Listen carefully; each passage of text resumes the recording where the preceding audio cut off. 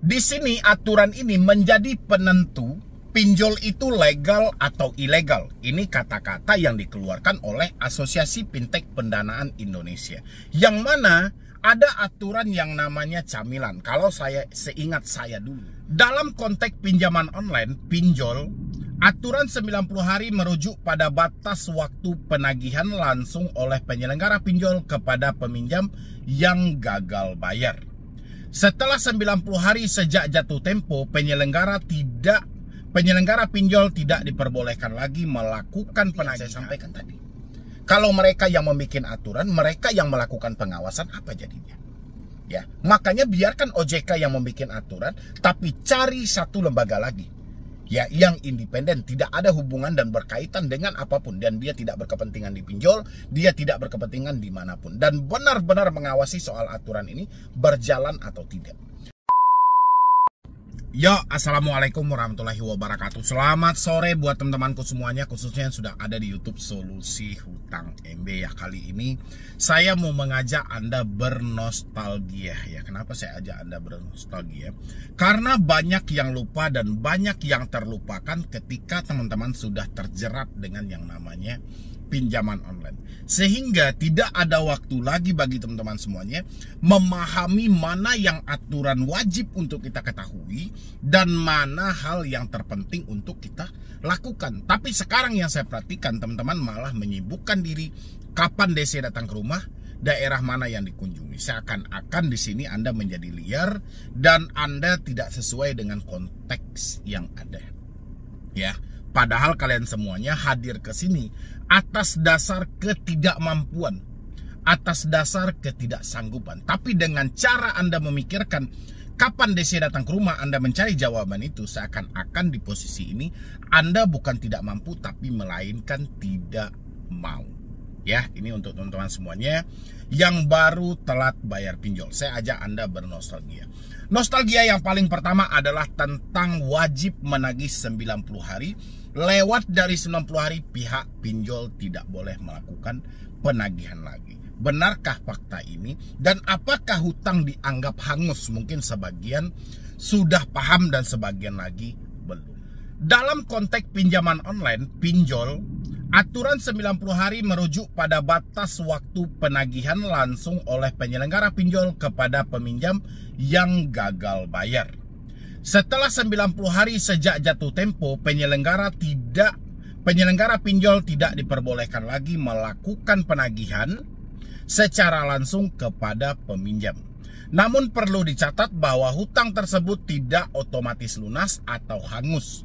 Pihak pinjol tetap memiliki hak untuk melakukan penagihan utang melalui jalur hukum atau dengan melibatkan pihak ketiga yang terdaftar di OJK.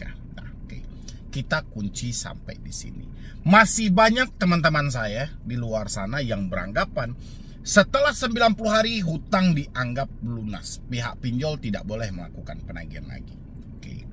Pihak pinjol memang benar tidak boleh melakukan penagihan lagi.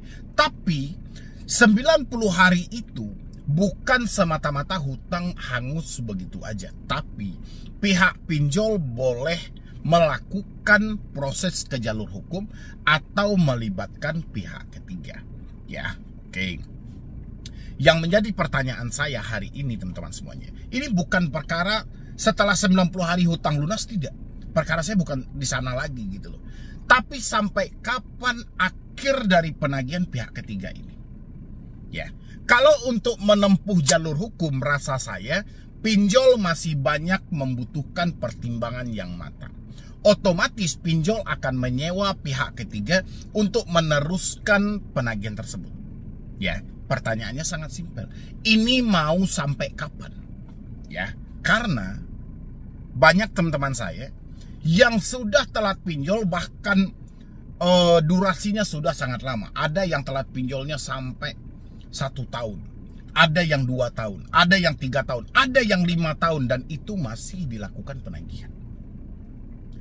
Ya, itu yang harus teman-teman pahami. Dan pertanyaan saya sampai detik ini itu tidak terjawab sama sekali. Sampai kapan akhir dari pihak ketiga ini melakukan penagihan?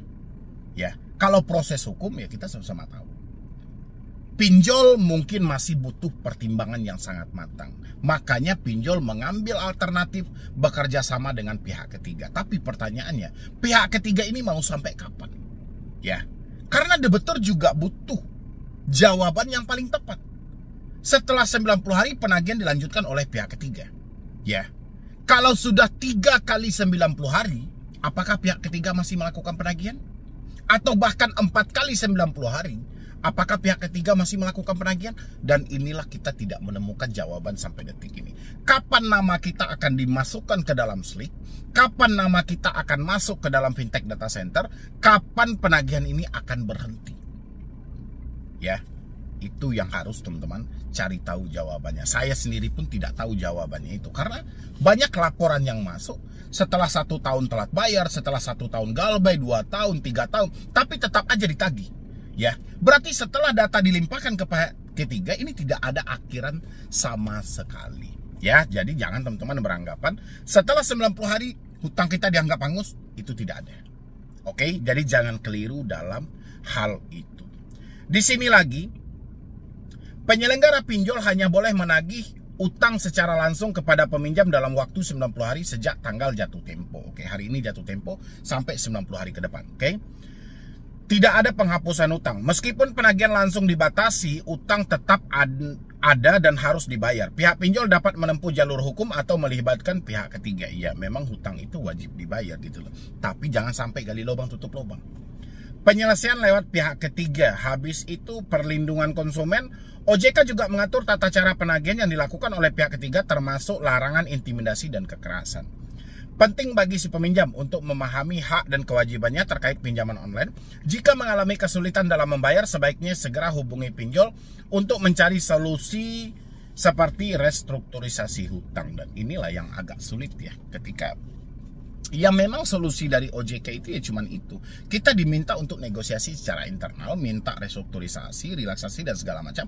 Tapi faktanya ini tidak semudah yang diucapkan gitu loh. Ya memang keputusan tersebut 100% dilimpahkan oleh otoritas jasa keuangan kepada pihak pinjol masing-masing. Tapi rasa saya sangat sulit untuk mendapatkan restrukturisasi dari pihak pinjol. Oke? Itu untuk yang pertama. Untuk aturan yang kedua, di sini aturan ini menjadi penentu pinjol itu legal atau ilegal. Ini kata-kata yang dikeluarkan oleh Asosiasi Fintech Pendanaan Indonesia. Yang mana ada aturan yang namanya camilan. Kalau saya seingat saya dulu, sewaktu Bapak Henrikus Pasagi masih ada di OJK, beliau yang paling menggencarkan tentang camilan. Dan beliau juga yang menguatkan untuk membentuk aturan camilan. Kamera, mikrofon, lokasi. Ya, bahkan ini menjadi pembeda kata beliau. Ini yang membedakan antara pinjol legal dan ilegal. Ketika pinjol ilegal, dia akan mengakses semuanya, bahkan kontak, galeri, dan segala macam. Pinjol legal tidak diperbolehkan lagi. Cuman boleh mengakses mikrofon, lokasi, kamera. Ya, atau kamera, mikrofon, lokasi. Makanya singkatannya camilan, kamera, mikrofon, lokasi. Ya, tapi kenyataan yang terjadi apa teman-teman semuanya gitu loh. Apakah pinjol legal itu sudah benar mengakses yang namanya kamera, mikrofon, lokasi? Atau ada hal lain? Karena ketika melakukan penagihan selalu tersematkan apa perlu kami hubungi semua kontak Anda. Ya, coba isi dulu di kolom komentar teman-temanku semuanya. Siapa yang mengajukan pinjol tapi pinjolnya benar-benar mengakses yang namanya izin akses kamera, izin akses mikrofon, izin akses lokasi. Ketika ada izin yang lain di luar itu, ketika Anda batalkan, ini tidak membatalkan proses pengajuan. Misalnya mereka meminta izin akses log, Anda tidak mengizinkan. Tapi ini tidak membatalkan pengajuan Anda. Pengajuan tetap berlanjut. Silahkan isi di dalam kolom komentar. Ada atau tidak? Pinjaman online OJK hanya diperbolehkan mengakses camilan. Sadari pentingnya hal ini. Pinjaman online OJK hanya diberikan izin untuk mengakses camilan, kamera, mikrofon, dan lokasi dari calon peminjam dana. Pinjaman online OJK atau fintech pendanaan legal, Fintech pendanaan legal yang dimaksud di sini adalah jasa peminjaman yang telah terdaftar dan memiliki izin operasional dari Otoritas Jasa Keuangan. Bagi platform yang sudah terdaftar dan berizin OJK ini, akses camilan digunakan untuk keputusan pemberian pinjaman dana, kredit scoring, dan komunikasi dengan nasabah. Mengapa aturan ini penting untuk diketahui? Batasan pembolehan akses data ini perlu untuk diketahui oleh masyarakat umum sehingga bisa menghindarkan mereka dari jeratan pinjol ilegal. Ini menghindarkan Anda dari jeratan pinjol ilegal, oke? Pasalnya, jasa pinjaman online ilegal belakangan kian marak, meresahkan warga dengan sejumlah modus dan motif terselubung. Sudah cukup banyak masyarakat lantaran ditekan kondisi kebutuhan, akhirnya terjerat penipuan dari pinjol ilegal ini. OJK menanggapi berbagai keluhan dan keresahan ini dengan membatasi akses informasi pribadi dengan camilan. Bagi pinjol legal, apabila ada permintaan data, ya ingat, bagi pinjol legal, apabila ada permintaan data selain camilan, seperti daftar kontak, galeri foto, video, atau hal-hal pribadi lainnya, maka dapat dipastikan itu bukan pinjaman online OJK. Pinjol ilegal menggunakan data pribadi sebagai alat intimidasi pada nasabah agar segera melunasi pinjaman, maka jika menemukan pinjaman online seperti itu, segera tolak, abaikan. Dan jika perlu, buat aduan ke OJK. Ingat, kalau ada pinjol yang meminta akses di luar dari kamera mikrofon lokasi, itu adalah pinjol ilegal, kata OJK.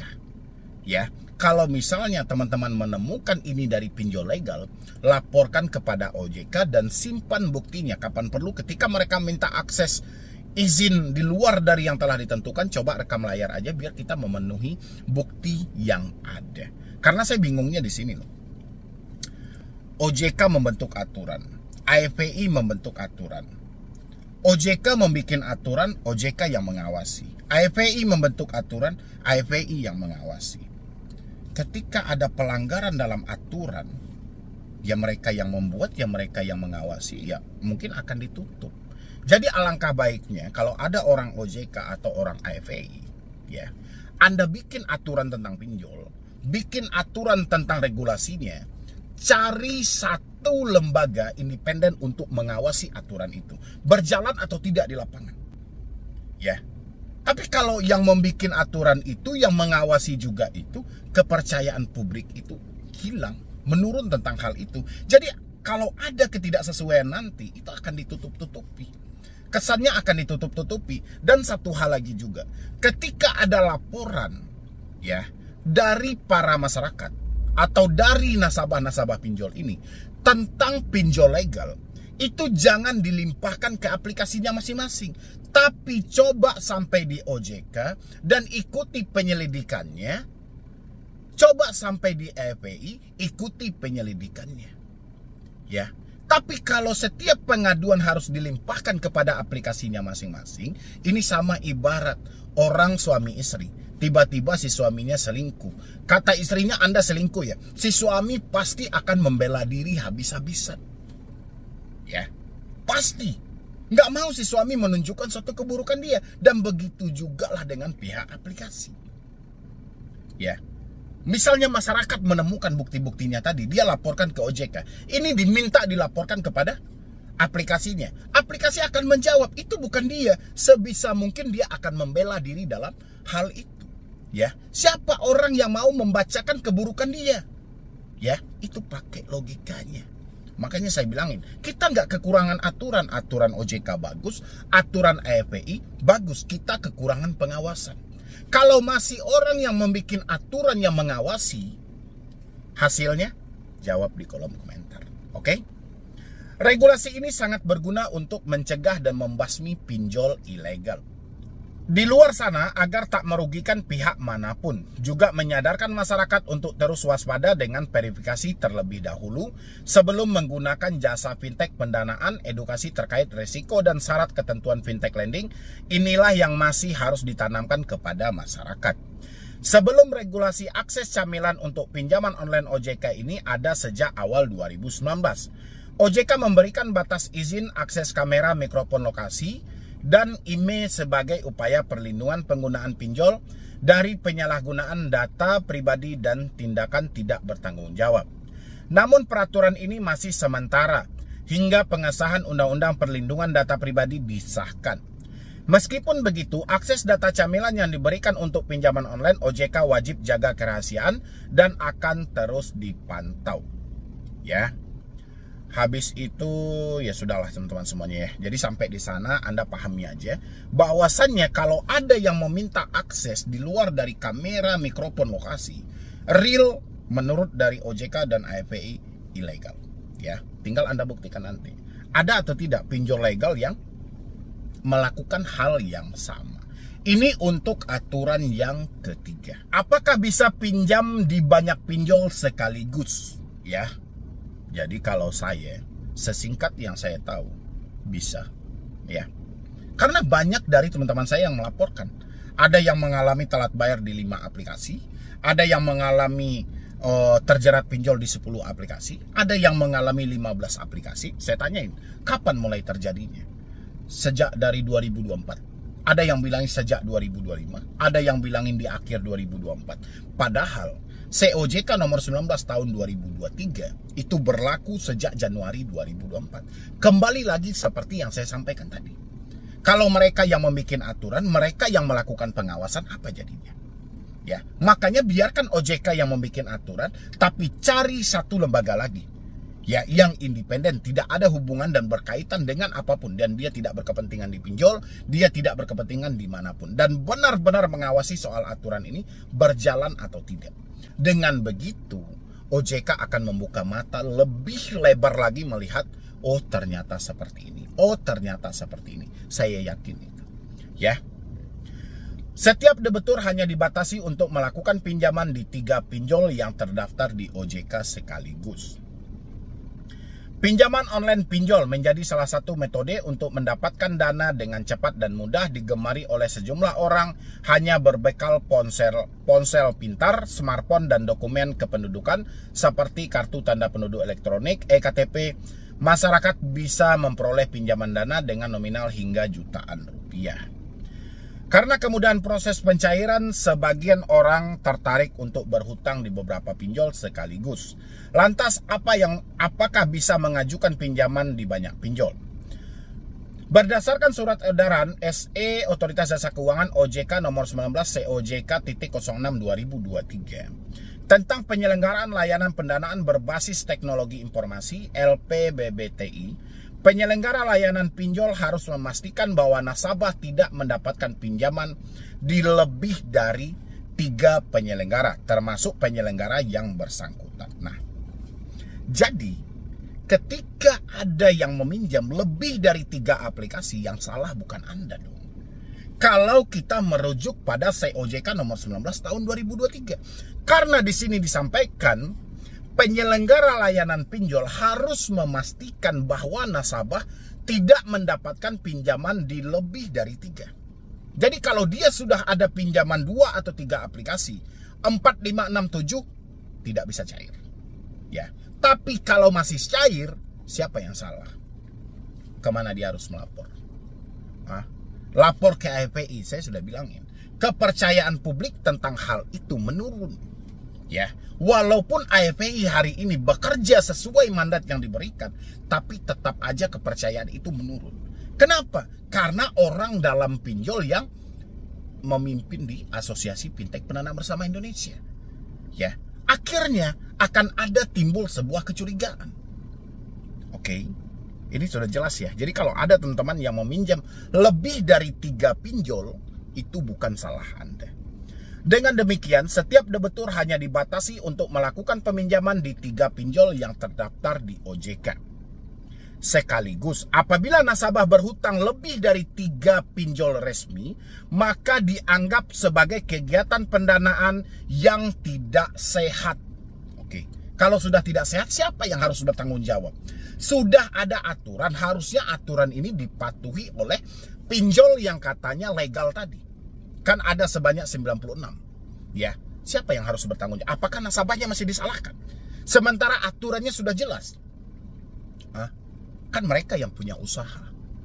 Mereka dong yang lebih wanti-wanti, ini perkara uang. Ya, kan yang dikaji itu bagaimana tingkat untuk mengembalikan dananya kembali. Ya, makanya saya bilangin terkadang hal-hal seperti ini malah mereka tutup mata gitu loh. Pendanaan yang tidak sehat sebagaimana dimaksud pada angka 1 adalah pendanaan yang mengenakan syarat ketentuan manfaat ekonomi atau denda keterlambatan yang tidak wajar bagi penerima dana. Oke.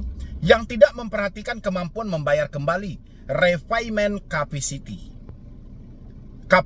Penerima dana atau pendanaan yang diterima penerima dana lebih dari 3 penyelenggara, bunyi COJK nomor 19 COJK ×06 2023 bagian 4 mekanisme penyaluran pelunasan pendanaan angka 6 huruf E poin 2. Senada dengan hal itu, Kepala Departemen Pengaturan dan Pengembangan Lembaga Pembiayaan Perusahaan Modal Pentura, Lembaga Keuangan Mikro, Lembaga Jasa Keuangan lainnya OJK, Ahmad Nasrullah mengatakan bahwa setiap nasabah dilarang meminjam lebih dari 3 pinjol legal sekaligus. Oke, sudah cukup sampai di sana teman-teman semuanya. Sekarang pertanyaan saya, sejak 2024 sampai 2025, berapa banyak hutang Anda hari ini? Berapa aplikasi yang sudah Anda pinjam?